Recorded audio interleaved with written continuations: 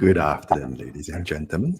Thank you for joining us for our AI webinar today. And of course, a special thanks to all the speakers for sparing the time to share their views with us. And of course, especially to Jody, who is dialing in the middle of the night. Here's midnight over there. So thanks for being with us today. I think, AI is probably one of the most consequential piece of technology in our lifetimes. Just like how the internet has reshaped the way we interact with the world and the way we do business, AI really holds the same potential to kind of do the same, right? But with the whole dimension of progressing far faster than we imagine. I feel like if I just don't tune into AI news for a month, I'm already outdated with what's going on. So there's a lot to discuss. There's a lot to talk about, to think about how AI will reshape the way we interact with banks, our relationship with money. And I'm really glad to be joined by a panel of experts today to help me to answer some of these very, very pressing questions. Right off top, we have Jody, who once again, thank you for dialing in the middle of the night. Of course, Jody is the president of Global Banking at Personetics. Thanks for joining us. Below Jody, we have Ajay. Ajay is the managing director and head of consumer banking group and wealth management at DBS Bank, Hong Kong. Below Ajay, we have Jino Noel, who is the chief technology officer at UnionDigital Bank. And right below Jino, we have Dr. Geraldine Wong, who is the Chief Data Officer at GXS Bank. Folks, thank you for joining us today. So maybe we can start off with going broad and kind of taking a overall landscape look of things. And I'd like to start with Jody because recently I stumbled across your cognitive banking report. And in your report, I think your CEO said that cognitive banking represents a shift for banks, right? From being a transactional partner to more proactive partners. And it also features some of my favorite thought leaders in the financial services space. So help us paint a picture of what's going on in this space, Jody. Yeah, this was really fascinating findings we had, Vincent, and thank you for the opportunity to engage. We actually did this global study across Asia Pacific, EMEA, and also North America as well. And what we found was quite fascinating. And we attribute much of this to the evolution of technology and specifically advancements in data and analytics. One of the findings there was that 70% of customers want their primary bank to proactively analyze their financial activities and recommend steps they can take to improve their financial wellness, which implies that most consumers are eager for banks to leverage data and apply analytics and AI capabilities and perform a value exchange. And the expectations are rising for banks to actually deliver more personalized advice, which we think is a very exciting frontier. And I think what's also particularly exciting there is that when you look at that by different demographic segments, it's the Gen Z segment that was most engaged. In fact, 86% of them showed really high enthusiasm for delivering personalized insights that help me better manage my finances.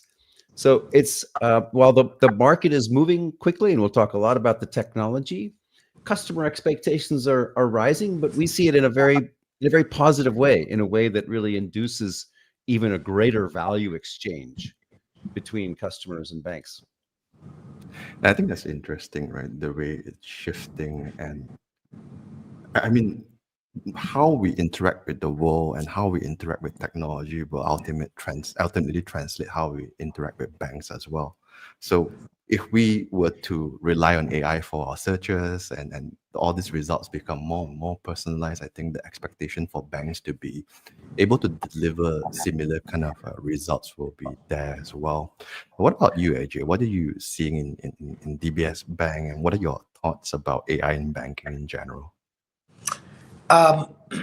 Look, I think as Jody pointed out earlier, it's and you called out, it's the in thing. If you're not speaking about AI now, you're living in the cave or something like that. But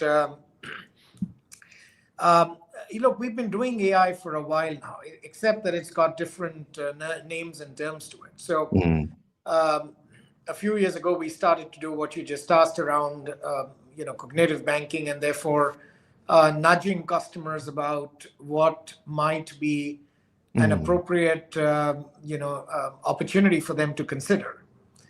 Then the challenges were about, you don't want to be too personal, you don't want to be in their face, you don't want to be too reaching out to them every now and then, but at appropriate times as well.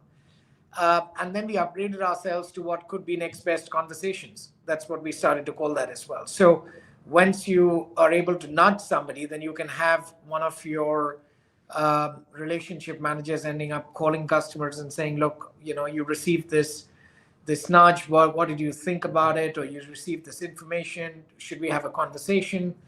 And that kind of completed the entire process of inquiry, which might have been more about the bank sending something out to a closure of a transaction. But I think it's becoming all pervasive from predictive AI to now generative AI, where you can indeed start querying things you have in your mind without waiting for the bank to reach out as well, or without you having to operate during working hours. It's always been a challenge, right? That bank shut at 5. Why should you? So if a customer is available and he wishes to find something out, there is a potential for him to be able to ask the bank. So these are things that I think over time will find their place. I was just diverging a bit. I was on a trip recently up to Germany, and we went up to the Black Forest, and we knew nothing about the place. But the entire visit was coordinated entirely through AI. And it was whether we got hotel recommendations, we got where we wanted to eat and dine. So the power of what I think it can do in financial services can be quite amazing as well in this area. I think it's similar, right? Because at the end of the day, if you are planning a trip and if you can have AI plan the entire trip for you, then you don't want to go to your bank and be scrolling through brochures and try to figure out like what kind of financial services that you want, right? Ultimately, banks are not competing with other banks. Banks are really just competing with all these kind of various digital services in the world. And I think there's a lot of interesting points you brought up there. And the other interesting top point I think you brought up is the fact that there's a fine line to balance, right? Because you don't want to personalize so much that it's creepy. And you don't want to be so generic that's annoying. So I think it's a lot of considerations over there as well. Thanks for sharing your views. Jino, what about you? What are you seeing in the AI in banking at the moment? For us, it allows us to reach out to and service customers that were previously ignored by the other banks, especially for UnionDigital. So we're a subsidiary of a larger traditional bank, right? And there's a certain sector here in the Philippines that were not previously, I guess, profitable to service. And AI allows us to make those customers profitable enough and give them to provide them banking services. Usually, this happens by being able to capture additional data points, making smarter models, which takes advantage of more advanced techniques compared to traditional credit scoring methods that were done before, and also by AI automation. So we can also start not make them cost as much to service, I guess. So in the end, it's still about profitability, but it also makes I guess it democratizes the number of people that we can now provide banking services to. Certainly. And before I jump to Geraldine, my curiosity is, I suppose, financial inclusion, a big part of it is ensuring that the go-to-market strategy is sustainable, the cost is reasonable. How is AI reducing your cost to serve at UnionDigital? So now it allows us to. So we're still very early in our AI journey in UnionDigital. I guess we're early in our journey as a company as well. I think most of us are, Yeah. So as a digital bank, so we can, I guess, sacrifice some of the more traditional methods of servicing customers. So we don't actually have branches or and so on. Or for reducing costs, it leads to a lot of on the customer support perspective. So we should invest a lot of effort on AI there. But right now, it's also a lot more on the being able to create provide products to people that were and lower with lower financial I guess overview on the product that we offer them with less risk. Thanks for that, Jino. And let's jump on over to Geraldine. What are you guys seeing at GXS Bank? I think most of the use cases that the gentlemen here have spoke about is essentially table stakes at this point, right? It's also about helping internal productivity, staff upskill themselves as well. And across the board, it's also down to the nuances of each organization where they see their workflow processes being automated, where they see those gaps or repetitive tasks being automated as well. And I do believe we are also in the same journey of seeing where there are certain tasks or activities that can be automated. And I think one of the things that Ajay called out, which is the creepiness factor, is also something that is close to heart as well. When we talk about cognitive banking, personalization, it's so broad, it's so high level, but it's even down to the how we serve the messages. At what point do we serve those messages? What is the tone of voice? So we even think about the tone of voice, the images that we serve to them on various channels, on their EDMs, etc., or their emails, for example, or their SMSs. How do we want to approach them? At what time when we approach them? At what manner? Those are the types of things that you think about. And am I being too creepy as well at this point of time? Knowing too much about what they're going to do next is also top of mind for us as well. And I think it's so interesting what you mentioned, because it really illustrates how fast things are going. Because some of the things that the panel has described today, I think a year or 2 years ago, like, wow, this is like so cool, right? But nowadays it's like, this is kind of just table stakes, and that's the speed of things these days. So the next question I kind of want to jump into is I wanted to hear some real life examples, right? And we'll start with Jody, and then we'll go back to Ajay, and then go back to Jino, and then back to Geraldine again. What kind of implementations, what kind of applications that is being done in your organizations right now? What's most exciting things in AI that you guys are working on at the moment? Well, I'll speak to some client situations, but let me just also share a little bit more context here, because we've actually talked about the different ways that AI is impacting from a productivity standpoint, let's say a effectiveness standpoint, potentially around credit underwriting, and then also on the front end in terms of personalized experience. And I love a couple of comments, if I could just pick up on them. Geraldine talked about how to do things more, let's say, efficiently and do it at scale. And Jino talked about the ability to deliver guidance to underrepresented customers.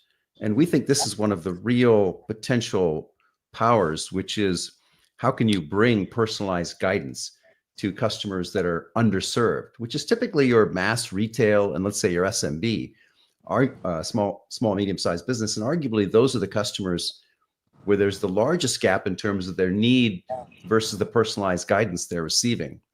So it's exciting to be able to see how advanced data and analytics and AI can allow you to do this efficiently and at scale. The other point that I'll make here is that we talked a little bit about personalizing the experience, and we've come a long way around personalization with propensity models and lookalike models and browsing behavior and even channel activity. Our belief in terms of what's the real unlock is using transaction intelligence to understand customer behavior and what their implicit needs may be based on their activity, and then delivering guidance in a more targeted fashion, and really bringing together this concept of, let's say, financial wellness with needs-based sales, bringing that together to be able to deliver insights, guidance to customers when they need it at the appropriate time, and also over time as they're trying to accomplish journeys such as trying to buy a house. There's some very innovative organizations. Of course, Ajay and DBS is one of them. There's many others. I think that in North America, we see that that some banks are really leaning in around how they can deliver personalized insights. In the UK, we see it much more around driving enhanced sales activities. I think what's most exciting in Asia Pacific is it's a region where digital first banking is really embraced across different markets. So that's we see actually even greater traction, I think, and interest in terms of how that market will evolve in terms of really leading it the globe in terms of the capabilities there. I mean, speaking of digital first, on our panel, we have two digital-only banks. And of course, DBS is well known to be one of the best digital banks in the world, right? So I think that speaks to your point of APAC being kind of the epicenter of some of these things that are happening. Yeah. Just out of curiosity, I mean, you've done a lot of this AI implementation with your customers, right? Can you speak to any numbers, any ROIs in terms of improvements of customer churn or anything like that? Yeah, one great example is Royal Bank of Canada. They've actually branded an entire experience. It's called Know Me. So, and it's all dedicated to this idea that we are analyzing your transaction data to deliver you better experiences. So they branded the experience. They talk about this this automated savings solution being their number one account opening platform. They talk about customers that are engaged with insights see a reduction of attrition from traditional industry norms of 7 to 8% down to 2%. And then what we see with other clients is that when you're able to anticipate needs, as an example, when you're able to help a customer understand that they may have an extra $5,000 that they can put away towards a savings account, or they may have a liquidity issue of $3,000. So here's an unsecured line to cover that for the next 30 days. What you see then is not just higher customer satisfaction, but you also see higher conversion rates on that advice or that offer. And that's really where we see the power of this capability, which is going forward, it will remake the way that banks market to customers. In fact, we will see that the traditional marketing banner of saying you're pre-approved for a loan or pre-approved for a credit card or some nature like that will go away, and it'll be replaced by something that's more in context, informing you of what the situation is, making you an offer, and then providing evidence of personal benefit. And all of that is we see as something that is really will be being well embraced. Empirically, we see it today, but in the future, it'll become much more profound and much more widespread. I think at the end of the day, no matter how much technology progresses, one thing remains true is that context is king, right? So I guess that is something that will remain true for the foreseeable future. Thanks for that, Jody. Let's jump into Ajay. What are you guys working on in DBS? Talk to us about how you're using AI right now. Yeah, well, I love that line, by the way, and I'm going to take that away, which is context is king as well. So while so I think there are three angles from which we've approached it. And what we started off to do was around looking at a, so to speak, transactional behavior of customers or account behavior that they've had, or even the portfolio behavior in the case of our wealth management clients.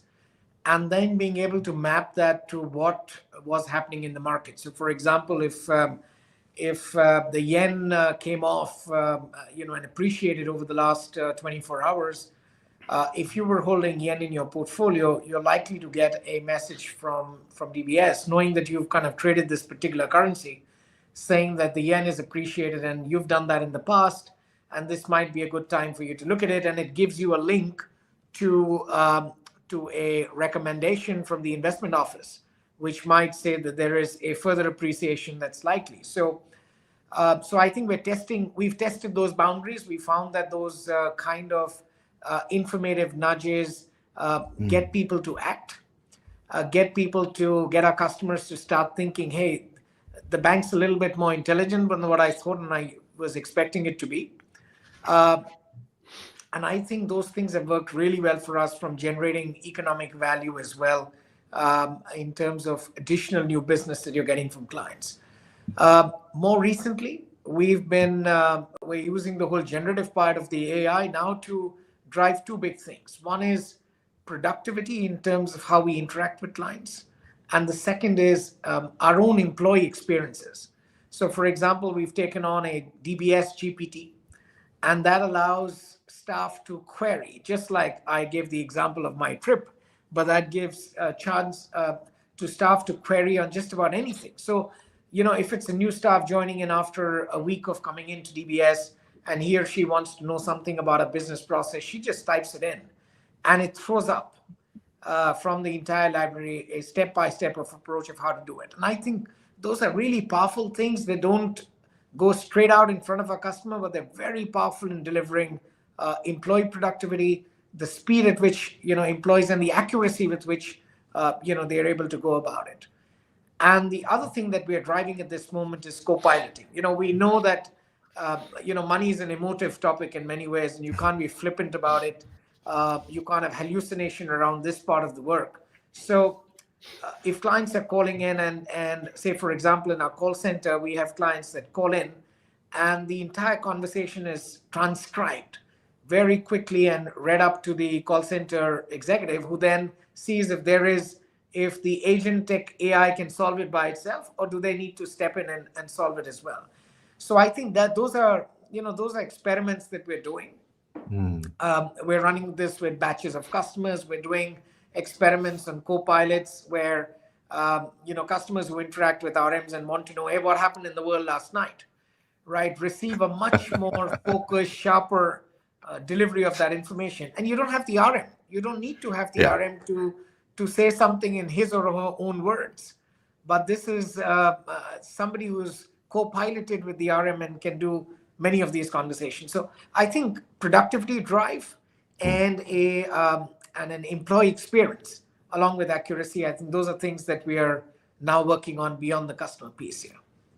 I think what's happened last night is a far more complicated question these days than it is a couple of years ago. But I like a few points that you brought up, right? And I think we are seeing a shift in wealth from the generations, right? So a shift from wealth to Gen Y and eventually to Gen Zs as well. And the way we want to interact with wealth management is very different, because not all of us want to get a call from our RMs, right? So having this kind of nudges, I suppose, would be kind of a preferred way for a lot of this new age customers as well. Thanks for that, Ajay. Let's move on to Jino and get a sense of what's going on in UnionDigital Bank, and is it different than the parent bank in any way in terms of the way you guys approach AI? So we get a lot of our direction from them, because I think the Union Bank, the parent bank, is one of the more advanced and one of the first movers on the traditional banks here in the Philippines. I guess most of our on AI production deployments really on the traditional space where AI is first deployed in banking. So when it comes to fraud, AML detection, EKYC, to automate the entire user onboarding flow, which helps us to allow us to scale and get our user base faster, and without having to build up all the traditional banking infrastructure like branches and tellers. One thing we're really excited on is also to start using AI on our credit underwriting process. So one of the advantages we have as a digital bank is that our entire user journey is through our mobile app, which allows us to collect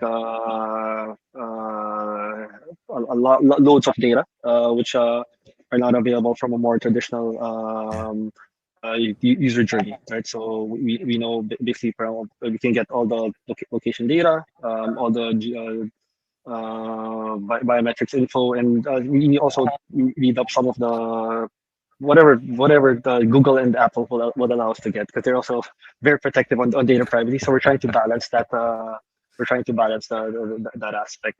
which allows us, and hopefully that will, like I said earlier, we're hoping that allows us to do credit underwriting and offer banking products to more people than what our traditional parent bank can afford to.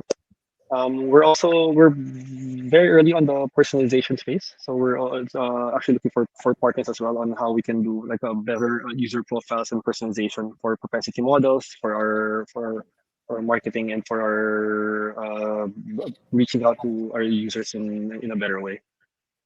I think it's an interesting consideration, right? Because it hasn't really crossed my mind that because you guys are a fully digital bank, every interaction is captured, and there's just a lot of rich data to be able to work on. That's interesting to know.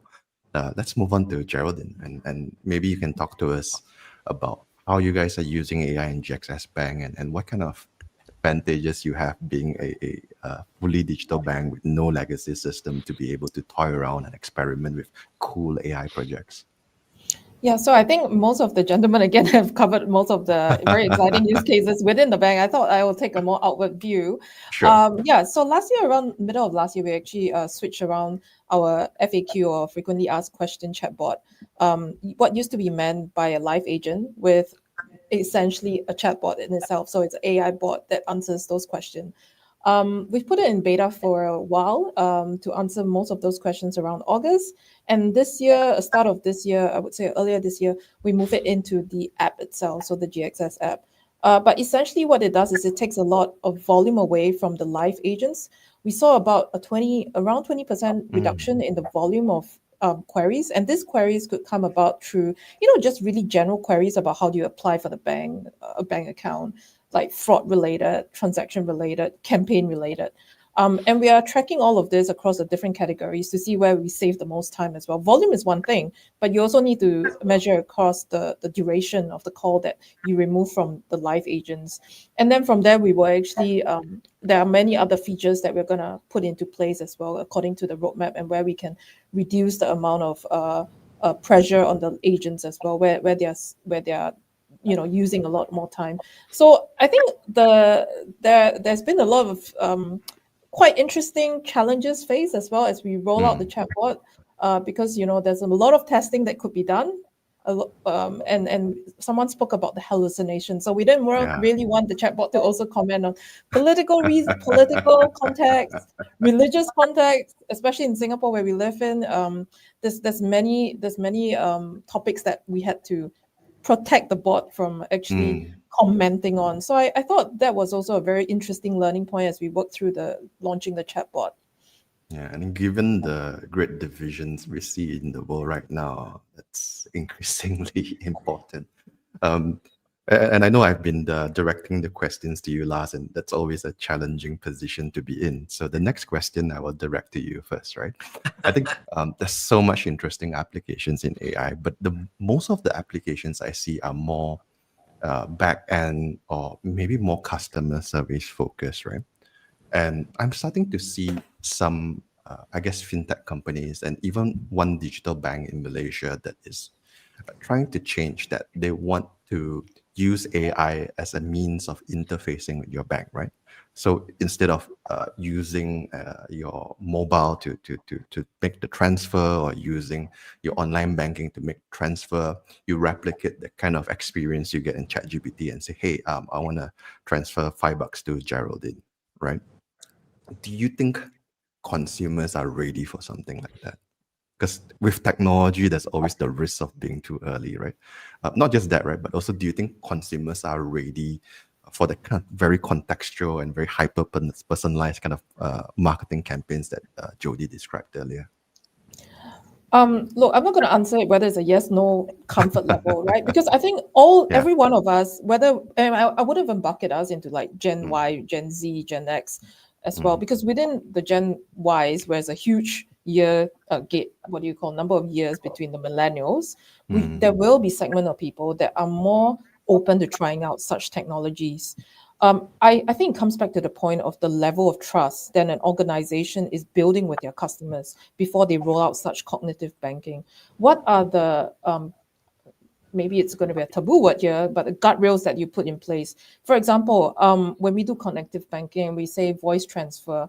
Are there policies in place to say that if I misspoke and the app hears it differently, is there $100 versus mishearing it? Then who is responsible for that? I at this point, then organizations need to be able to respond to that, need to have policies, guardrails in order to address some of these queries from the customer. To be honest, as a customer, if the level of trust within the organization with the bank is there, then I'm pretty sure that they are going to be more open and be receptive to such services as well. I definitely try it, but I don't think it would be my primary bank account. I won't put all my money there and then interface it that way. But certainly, as a guy who's deeply interested in technology, it's something I always love to experiment with.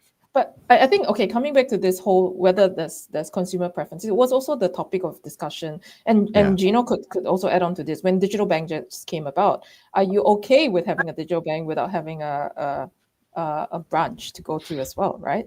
Yeah. There's always this kind of a shift in the ways that Yes. we do interact. Well, thanks for that. I think that was very illuminating. Maybe we can go with Ajay and then back to Jino and then back to Jody for this question.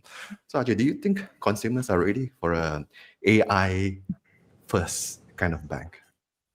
Yeah, well, I thought Geraldine would help cover up everything. So thanks for leaving something on the table, Geraldine. But look, I think we're not, we're not the first to the party. Alexa, all these series, they've been doing it now for a while now, right? And customers are getting used to it. Even in my house, we routinely talk to Alexa to find out many, many different things and Siri to connect calls and so on and so forth. But like I said, those aren't topics that can go wildly wrong. That said, so I think this usage of AI from a customer standpoint can be much sooner than we think.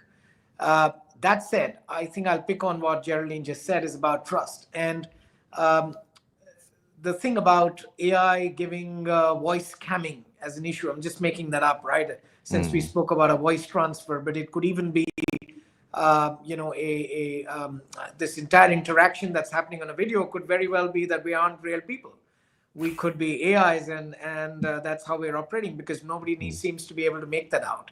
So I think the risks associated with potentially being misused are quite significant, and the technology around that is still catching up with the people who are developing the negative technology around it as well. So I think that push and pull will render transactions that are much safer, more lenient, i.e. things like what's my balance, which aren't exactly transactory in nature, to be the first to get off the guard as well, and to be the first ones to let go.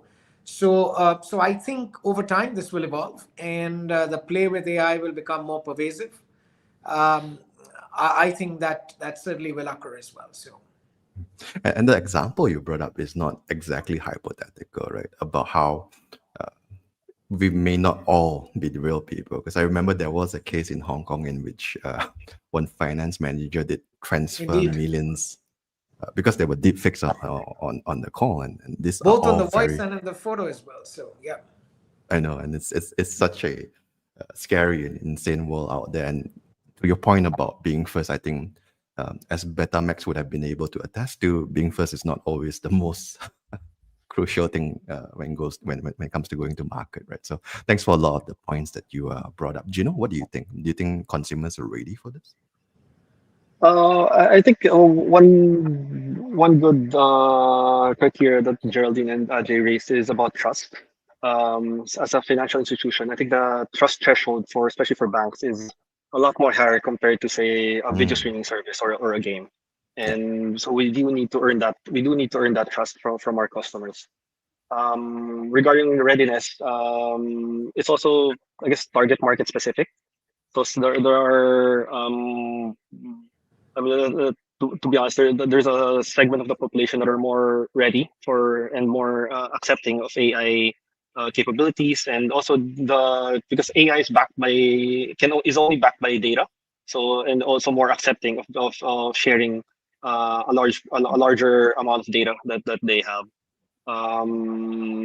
compared to someone like I guess my grandparents that wouldn't be accepting of just using of an AI first banking company. So I think it will the acceptance will change over time, and I think as for the general population, it won't be it will only increase over time. So there's no going back towards this. AI is more banks will be making use of AI more and more. So over time, people will have to catch up as well on their use of this. So I think two follow-up questions. You brought up a good point about how this is region-specific, right? Even though we're all in Southeast Asia, each country has different rates of adoption and different levels of comfort. So my first question is, what is the level of comfort in the Philippines at the moment for something like this? And I guess my second question, on the flip side, right? And I think it's interesting because a lot of times when we design our products, we don't really think so much about the civil surface, the older generation, right? And maybe a mobile interface may even be arguably more difficult than a chat interface because chatting is natural.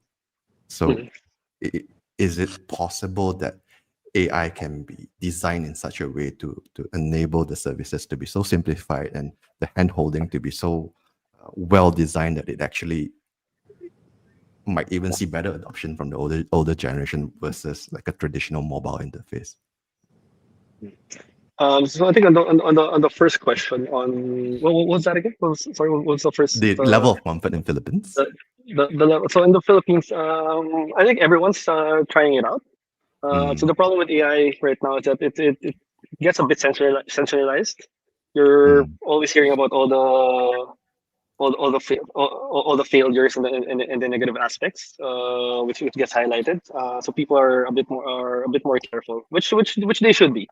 But everyone, at least on the delivery side, everyone's also trying out and see what the best practices are. So there's a lot of excitement on what can achieve, but also there's also a bit of I guess a higher level of carefulness and hesitation on some people to fully accept it. Sorry, what was the second question again? So the second question is how to make it more acceptable for whether or not broader maybe an AI interface would be even more user-friendly to the older generation compared to a mobile interface, because you can design it to, in a way, be more hand-holding to coach them on how to interface with the bank, right? Because chatting is a lot more natural than tapping on your phone. Yeah. I think definitely it can be compared to a straight mobile interface.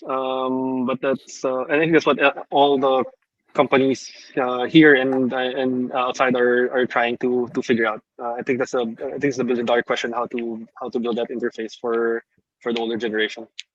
Certainly. Now, thank you for that. Now, on to Jody to have the most difficult role now, to be the last one to answer that question. How ready do you think consumers are with a more AI-first kind of banking world? Yeah, there's been such great points made by Geraldine, Jino, and Ajay. So let me take a different tact, which is that, again, going back to the research, what we found was that over 80% of customers said that they would be willing to switch banks for better proactive financial tips and advice. But it's grounded in some of the points that were made, which is you have to have trust in the brand and also trust in the algorithm of whatever kind of advice that's being delivered. So we see as a fundamental capability the aspect of transaction cleansing, categorization, enrichment as a foundational capability for banks to really understand what is happening with customers and what their financial needs appear to be. And that allows you the ability to then deliver intelligent interactions.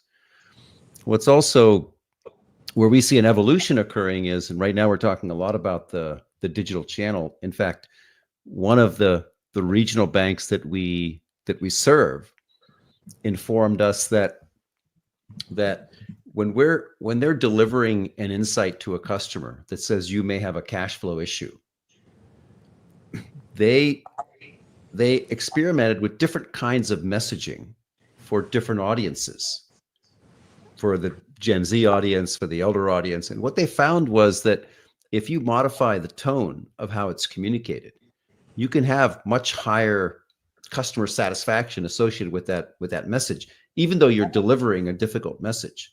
So it underscores the importance of being accurate, but also delivering a message in a tone that customers are ready to hear and accept, and using that to further enhance your the trust in the brand and trust in the algorithm. Last point I'll make, Vincent, is that we're talking a lot about digital right now. We think part of cognitive banking is also being able to propagate intelligence, propagate customer intelligence to the banker channel, and eventually even into the enterprise marketing system, to be able to deliver more tailored interactions, not just in the digital channel, but even having much more informed banker interactions, because there's a lot of opportunity to improve the kinds of tools and insights that bankers have at their disposal today to really engage customers in an informed way. I think certainly a lot of interesting points. I consider myself among the 80%. If I were to answer the survey, I'd probably skew that number a little bit. Definitely, I would switch to a bank that enables some of these kind of cool functions. And I think you brought up the report quite a few times. I'll have the team make the report available in the comments. They will post the link shortly so that those who are tuning in can just download and refer to it while we're having this conversation. Now, before I move on to my next question, I saw that Geraldine was itching to comment earlier when I was asking Jino the question about the whole interface. So would you like to add anything? Well, you saw that. Actually, I was also going to chime in on accountability. The reason why our parents' generation is also wanting to speak to people on the phone, because they either trust them or they know that if something goes wrong, accountability lies on their side. Correct me if I'm wrong, right? But there's a very clear separation of who's responsible. And I think it comes back to us as organizations when we implement such solutions to have that in mind as well. Who is accountable for what? And even when we talk about agentic AI, like the accountability needs to be there. I think that's an excellent point as well. The accountability, that's something I suppose I haven't really considered. Now, before I move on to the next question, maybe I'll just take some questions from the audience, and I encourage people to feel free to leave some questions in the comment, and we'll try our best to answer it and do direct it to any panelists you would prefer to answer the question. Maybe we'll start with a question from Ashley over here. Two-part question, and anyone in the panelists who's comfortable to answer the question can feel free to take up the question. One is, would you foresee agentic AI making decisions for customers? And how do you think regulations will prepare for such a future? Anyone who's comfortable to take the question, feel free to jump on in. I guess it's a tough question. Maybe I'll jump in as well. Sure, brave soul. I think the purpose of agentic AI is actually to have them make the decisions as well, because then that differentiates them from otherwise what would have been a co-piloted thing where one person takes the information and the human makes the decision as well. I think the challenge is about rationality of decisions, and that you can still get the logicality, sometimes the rationality, but the emotiveness of the decisions as well. So it's when it comes to decisions that are much more binary, I think we will have the agentic AI make decisions, or if there are algos that feed in, that if they need to make decisions around waivers and so on and so forth, then that can be based on a certain model as well. So I do expect, and I do think that the power of agentic AI will be when they can make decisions as well. Now, in that run-up to this happening, it will be co-piloted, because then, to the point that we was just spoken by all of the other panelists as well, you either don't want wrong decisions, misunderstandings, that will lead to a loss of trust or a loss of reputation as well. So I see that as a journey that that occurs as well in this part here. I think the stakes are important as well, right? So, I mean, definitely I'm not at the comfort level where I would want the agentic AI to be making investment decisions for me. But maybe it's simple things like automating bill payments. This thing has come in, then perhaps it can make that decision on my behalf to offload some of these things. Maybe something that some consumers may be a bit more comfortable with, I suppose. Any other thoughts about this question from the panel before I move on to the next question? One of the most important parts of AI Sure, Jino. decision making is explainability. So explainable AI is an active field of research right now. So some AI models are more explainable than others. So this is where, which is important when trying to figure out how that AI made a decision. So it's not just a black box. And the one crucial thing for being able to explain the decisions, how we can build feedback mechanisms to try to correct, maybe correct some of the logic of how the AI arrived at the decision making, especially when it relates to customers. I think so. One of the second part of the question is about regulation, and I think that's something that regulation will definitely be looking for. There will be less trust on black box AI, which just makes a decision that can't be explained. I believe most of the regulations that are coming in right now with regards to AI is how those decisions were arrived at, and how what sort of feedback mechanisms are available to tweak and improve those decision making processes in the future. Certainly. Thanks for adding a dimension to that. Now let's move on to the next question, and this time we will start with Jody. Maybe it's a two-part question as well.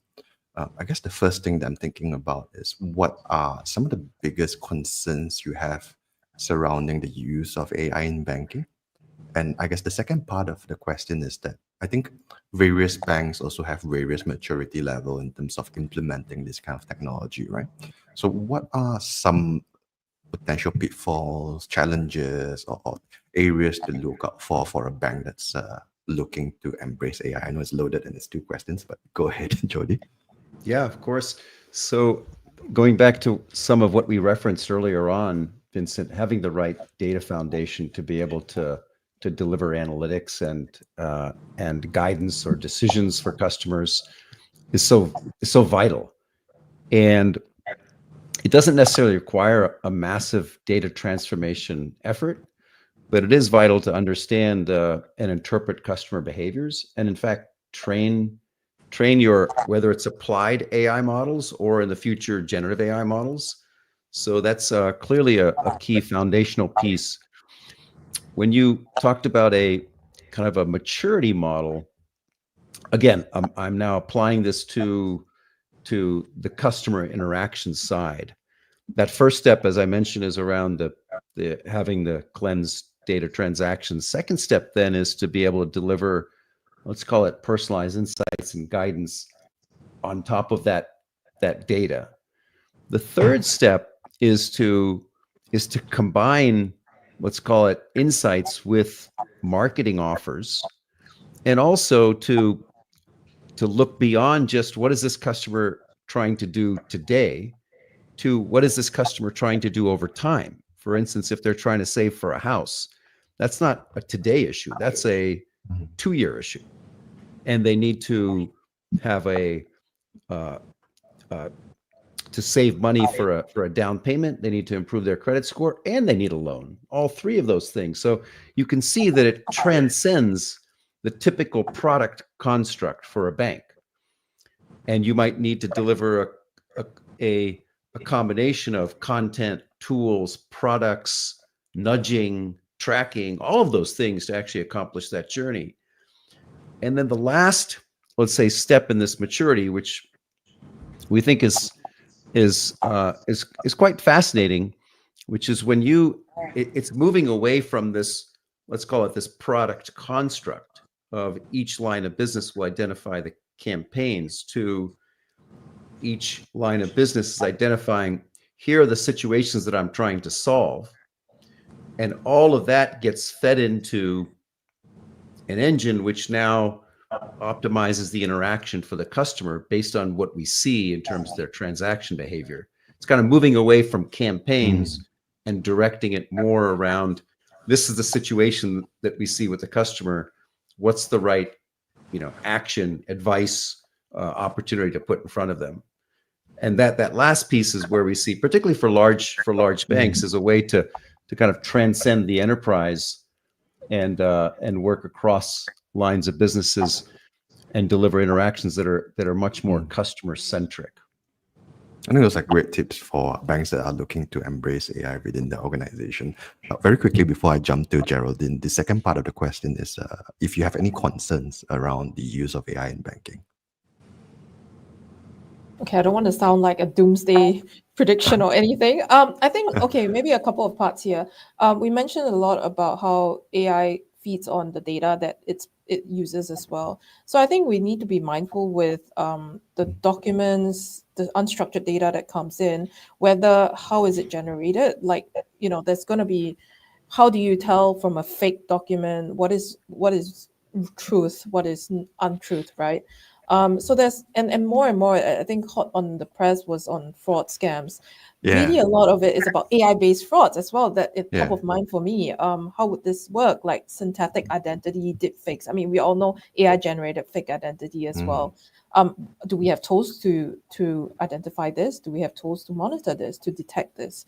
And we need to be one step ahead of the game as well, because they're gonna bypass automated KYCs, the straight-through processing. How do we circumvent this? I don't have an answer. These are my concerns, but it's probably something that as an industry we can work towards. Yeah, for sure. I think even the new GPT-4 model, I was seeing someone toy around with it, right? So they posted a picture of a car, and then they prompted it to like add scratches, add dents, and then what does that mean for insurance claims? That's also another question that I don't know if there's an answer. I want to jump to Jino, but before I jump to Jino, Jody, anything to add in terms of concerns? I think, as Geraldine said, just being accurate with any kind of advice or guidance is critical. And then on all things, I think it's so important to have a test and learn kind of approach, where you're really, as you deliver applied use cases, that you've got the right kind of monitoring mechanisms, both for control but also for optimization. And you're continuing to tune the team that puts it into production also needs to have accountability around the continuous optimization, because most of what we are deploying when we talk about AI enablement is a living mechanism. It's not a technology that goes into place and then it's complete. Thanks for that. Now let's jump on to Jino. Do you have any thoughts about what steps or what to look out for organizations to embrace AI, and very briefly share with us your concerns around the use of AI in banking?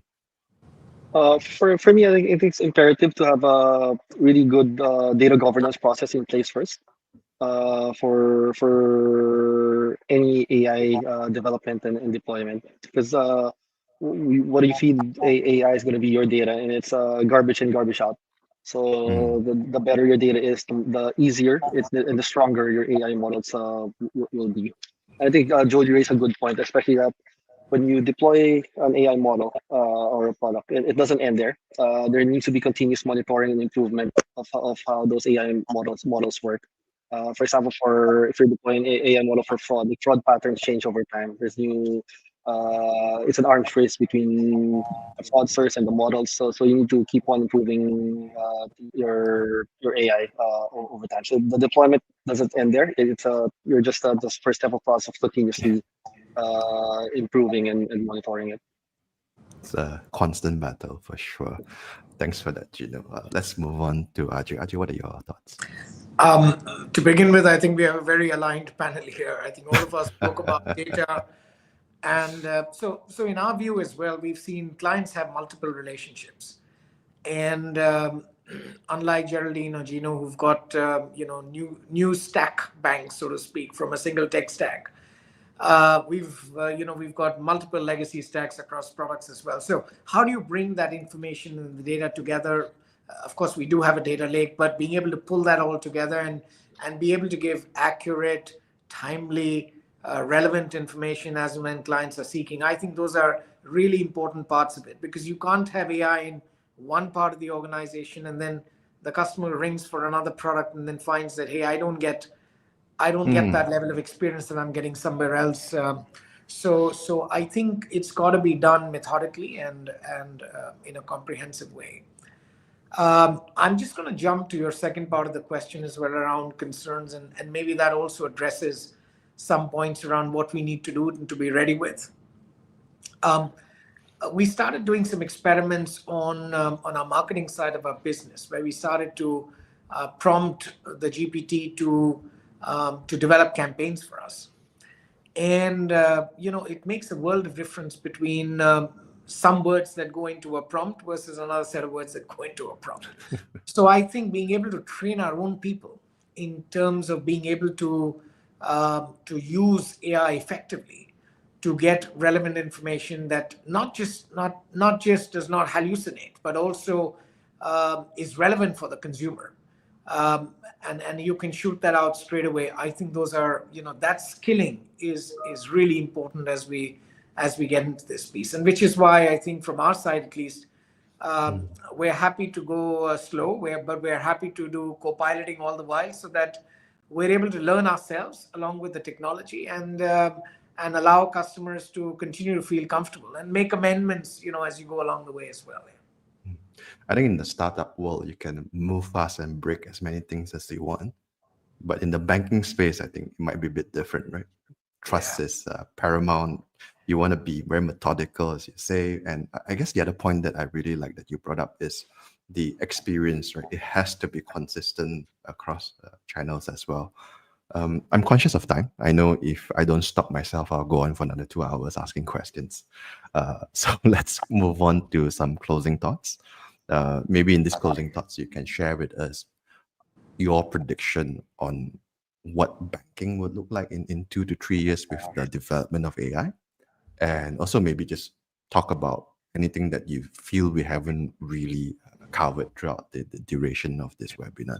Since Ajay, we still have you on screen over here, maybe you can start. Yeah. Look, I think AI is going to be very pervasive. So at the risk of sounding boring, but that is, that is clearly something I see. I see us training up all of our, 28,000 people that we have at DBS around usage of AI that's relevant for them and for the customers that they serve. I think a couple of things we will see in banking. One is banking will no longer be restricted. I mean, it's always been from 10 to 5 when you talk to a human being. When you don't want to talk to a human being, it can be 24/7. But I think many things that you today do with people will become 24/7. As information gets democratized, as the access becomes that much easier, you're going to find much more intelligence in a two-way fashion, where customers will also be getting more out of their bank, and banks will be sending much more out to clients as well to make the interaction much more intelligent and interactive. So I think you will see a dramatic change in what we today see banking as. What an exciting world to look forward to. Thank you for that, Ajay. And Geraldine, your thoughts? I like to see it to be a banking concierge. So I don't want to have to, find my own loan rates. I want them to negotiate for me. Loan rates, for example, or short form loan. Ajay is laughing at that. And on the other side, maybe Ajay can provide the agent to negotiate with mine as well. So that's where I hope to see banking moving towards.